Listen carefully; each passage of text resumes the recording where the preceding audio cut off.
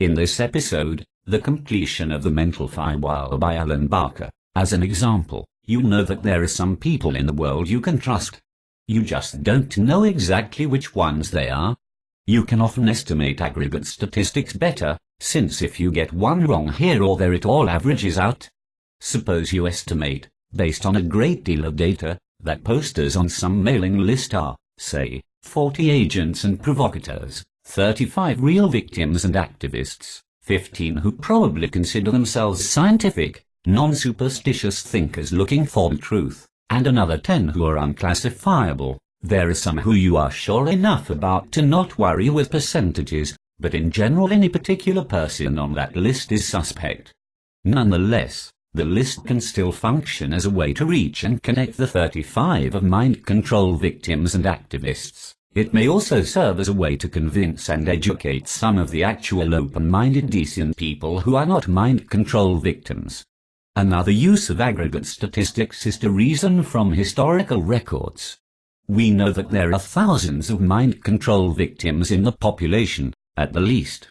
We just do not know which particular people claiming to be victims are the actual victims or which still unwitting people are victims. Never forget the humanity of the real human beings involved in the statistics, though, the asymmetry of dignity. You are a human being with unalienable human rights.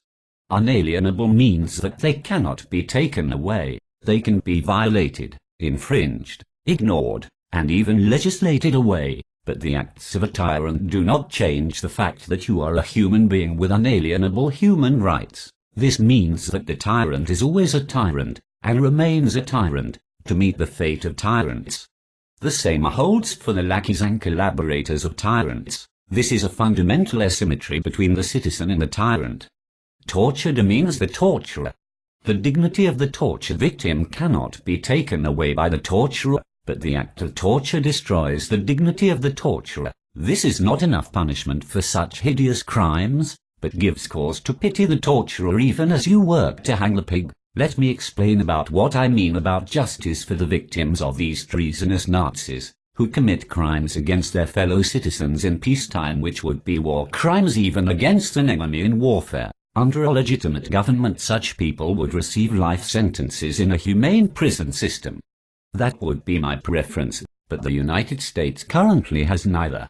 So when I talk about hanging the pigs I am referring to whatever justice-type processes can be set into motion. We will not forget, and when these pigs are 75 years old they are still Nazi pigs and still serve the rest of their worthless lives in a humane prison cell if such exists. The legitimate government treats mind-controlled torture like the true crime it is, even when government agents are involved in committing the crimes. You have absolute free mentation in your brain and mind.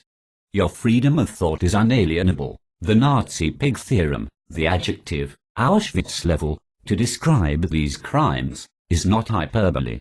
If you do not feel like you need to vomit, you probably do not really understand the full sickness of mind control crimes. Gordon Thomas wrote in the introduction to his book Journey into Madness, the true story of CIA mind control and medical abuse. In working on this book I have had to come to terms with my own emotions: disbelief, bewilderment, disgust, and anger, and, more than once in the early stages, a feeling that the subject was simply too evil to cope with. Nothing I had researched before could have prepared me for the dark reality of doctors who set out to deliberately destroy minds and bodies they were trained to heal. Torturers can never blame their victims, though they invariably try. These torturers are the sorts of people who will repeatedly hit a bound and gag victim with a stick and then try to claim the victim caused it. They will steal from you and then complain about the property they stole. They'll rape you and sneer at the quality of the sex. This brings me to what I refer to as the Nazi pig theorem, NPT. Strictly speaking it is a metaphorical axiom, but it can be very useful to the torture victim.